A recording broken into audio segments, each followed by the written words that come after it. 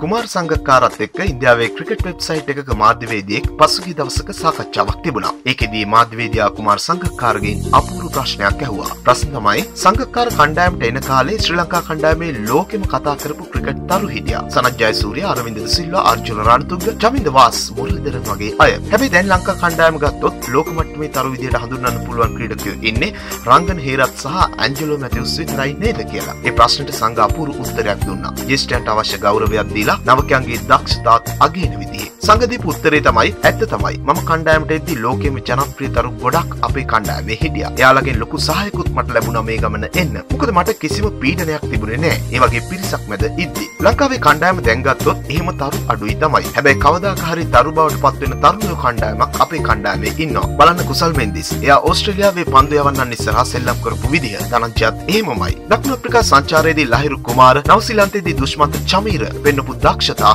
කාටවත් අව탁ෂේරු කරන්න බෑ. ඕස්ට්‍රේලියාව ලංකාවට ඇවිත් ක්‍රීඩා කරද්දී සඳකන්ගේ පන්දු වලට වුන් පුදුම වෙලා හිටියේ. ඒ නිසා කාටවත් කියන්න බෑ ලංකාවේ කණ්ඩායම දුර්වල වෙලා කියලා. මේ ක්‍රීඩකයෝ අනිවාර්යයෙන්ම තරුයි දවසක. ඒ නිසා ඒ ගැන අපි කලබල වෙන්න ඕනේ නෑ. සංගක්කාර කිව්වේ එහෙමයි.